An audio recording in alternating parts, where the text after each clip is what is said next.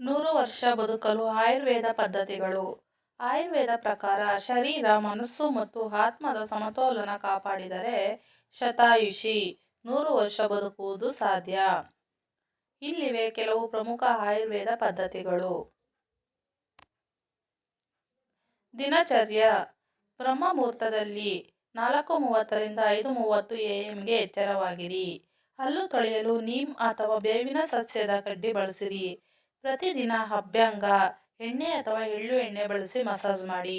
ಬೆಳಗ್ಗೆ 2 ಹನಿಗಳು ಬೊಡ್ಡು ನಾಳಕ್ಕೆ ಎಣ್ಣೆ ಹಾಕಿ.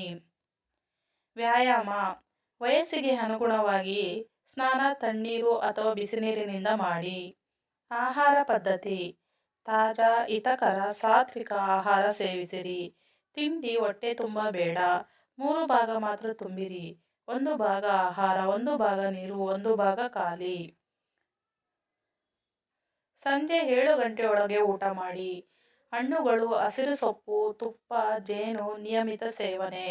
ಹಳೆಯ ಅಕ್ಕಿ, ತುಪ್ಪ, ಹಾಲು, ಆಮ್ಲ, ಜೇನು ಬಳಸಿ. ದೀರ್ಘಾಯುಷ್ಯಕ್ಕೆ ಸಸ್ಯಾಹಾರಿ ಒಳ್ಳೆಯದು. ಮನಃಶಾಂತಿ: ಪ್ರತಿದಿನ ಧ್ಯಾನ, ಪ್ರಾರ್ಥನೆ, ಪ್ರಾಣಾಯಾಮ ಮಾಡಿ. ಕೋಪ, ದ್ವೇಷ, ಲೋಭದಿಂದ ದೂರವಿರಿ. ಉತ್ತಮ ಸಂಗಾತಿಯೊಂದಿಗೆ ಸಮಯ ಕಳೆಯಿರಿ. ಋತುಚರ್ಯ: ಪ್ರತಿ ಋತುವಿಗೆ ತಕ್ಕ ಆಹಾರ, ವಸ್ತ್ರ, ನಡತೆ ಪಾಲಿಸಬೇಕು. ಉದಾಹರಣೆ: ಬೇಸಿಗೆಯಲ್ಲಿ ಹಣ್ಣಿನ ಪಾನೀಯಗಳು, ಹಣ್ಣುಗಳು, ಚಳಿಗಾಲದಲ್ಲಿ ತುಪ್ಪ ಇತ್ಯಾದಿ. ಶರೀರ ಶುದ್ಧಿ: ತ್ರಿಫಲ ಚೂರ್ಣ ನಿತ್ಯ ರಾತ್ರಿ ನೀರಿನೊಂದಿಗೆ ಸೇವಿಸಿದರೆ ದೀರ್ಘಾಯುಷ್ಯ. ಪಂಚಕರ್ಮ: ವರ್ಷಕ್ಕೆ 1 ಬಾರಿ ಮಾಡುವುದು ಒಳ್ಳೆಯದು. ಉಪ್ಪು, ಎಣ್ಣೆ, ಸಿಹಿ ಹೆಚ್ಚು ಸೇವಿಸಬೇಡಿ. ಸಕಾರಾತ್ಮಕ ಜೀವನ: ಸಂತೋಷ, ಕೃತಜ್ಞತೆ, ದಾನ. ಆಯುರ್ವೇದ ಪ್ರಕಾರ ಇವು ಅಮೃತ ದ್ರವ್ಯಗಳು. ಪ್ರಕೃತಿಯೊಡನೆ ಹೆಚ್ಚು ಕಾಲ ಕಳೆದರೆ ಪ್ರಾಣಶಕ್ತಿ ಹೆಚ್ಚುತ್ತದೆ. ಆಯುರ್ವೇದ ಔಷಧಿ: ಚ್ಯವನಪ್ರಾಶ ರೋಗದ ನಿರೋಧಕ ಶಕ್ತಿ ಮತ್ತು ದೀರ್ಘಾಯುಷ್ಯಕ್ಕಾಗಿ ಬಳಸಿಕೊಳ್ಳಬಹುದು. ಅಶ್ವಗಂಧ, ಶತಾವರಿ, ಬ್ರಾಹ್ಮಿ ಶಕ್ತಿ, ಸ್ಮರಣೆ, ಮನಃಶಾಂತಿ, ಯುವಾವಸ್ಥೆಯನ್ನು ಕಾಪಾಡುತ್ತದೆ. ಗೋಧಿ ಹುಲ್ಲು ದೇಹ ಶುದ್ಧಿ ಮತ್ತು ರಕ್ತ ಪೋಷಕಾಂಶವನ್ನು ಹೊಂದಿರುತ್ತದೆ. ಮಿತ ಆಹಾರ, ನಿತ್ಯ ವ್ಯಾಯಾಮ, ಮನಃಶಾಂತಿ ಮತ್ತು ಪ್ರಾಕೃತಿಕ ಜೀವನವೇ ಶತಾಯುಷಿನ ಮಾರ್ಗ. ಋತುಚರ್ಯ: ಆಯುರ್ವೇದದ ಪ್ರಕಾರ ವರ್ಷದಲ್ಲಿ 6 ಋತುಗಳು ಇವೆ. ಪ್ರತಿ ಋತುವಿನಲ್ಲಿ ವಾತ, ಪಿತ್ತ, ಕಫದೋಷಗಳು ಪ್ರಾಬಲ್ಯ ಪಡೆಯುತ್ತವೆ. ಈ ದೋಷ ಸಮತೋಲನ ಕಾಪಾಡಲು ಋತು ಪ್ರಕಾರ ಜೀವನ ಶೈಲಿ, ಆಹಾರ ಮತ್ತು ಹಬ್ಬದ ಶೈಲಿ ಬದಲಿಸಬೇಕು. ಆಯುರ್ವೇದದ 6 ಋತುಗಳು ಮತ್ತು ನಿಯಮಗಳು.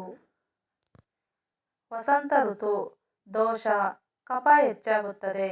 ಸಲಹೆ: ಹಗುರ ಆಹಾರ, ಹುಳಿ, ಕಹಿ, ಕಟು ರುಚಿಯ ಆಹಾರ, ತುಪ್ಪ, ದೀರ್ಘ ನಿದ್ರೆ, ಸಿಹಿ ಪದಾರ್ಥವನ್ನು ಕಡಿಮೆ ಮಾಡಿ. ವ್ಯಾಯಾಮ ಹೆಚ್ಚಿಸಿ, ಬೆವರು ಬರುವವರೆಗೂ.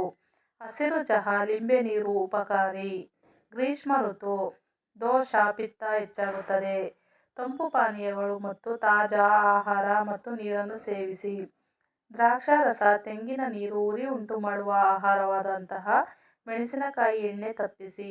ಹಾಲು, ತುಪ್ಪ, ಮೊಸರು ಅಲ್ಪ ಪ್ರಮಾಣದಲ್ಲಿ ಮಧ್ಯಾಹ್ನದಲ್ಲಿ ಸೇವಿಸಿ. ಸೂರ್ಯನ ತಾಪದಿಂದ ದೂರವಿರಿ. ವರ್ಷ ಋತು: ದೋಷ: ವಾತ ಮತ್ತು ಪಿತ್ತ ಅಸಮತೋಲನ. ಸಲಹೆ: ತೇವಾಂಶದಿಂದಾಗಿ ಜೀರ್ಣಕ್ರಿಯೆ ನಿಧಾನವಾಗುತ್ತದೆ. ಹಗುರ ಆಹಾರ, ಬಿಸಿ ನೀರು, ಶುಂಠಿ ಕಷಾಯ ಸೇವನೆ. ಹಳೆಯ ಅಕ್ಕಿ, ತೊಗರಿ, ತುಪ್ಪ ಉಪಯೋಗ. ಕೀಟಗಳಿಂದ ರಕ್ಷಣೆ ಮತ್ತು ಶರೀರ ಸ್ವಚ್ಛತೆಯನ್ನು ಕಾಪಾಡಿ. ಶರದೃತು: ದೋಷ, ಪಿತ್ತ ಹೆಚ್ಚಾಗುತ್ತದೆ. ಸಲಹೆ: ಕಹಿ ಮತ್ತು ಹುಳಿ ಕಡಿಮೆ. ಸಿಹಿ ಮತ್ತು ತಂಪು ಆಹಾರ ಸೇವನೆ ಮಾಡಿ.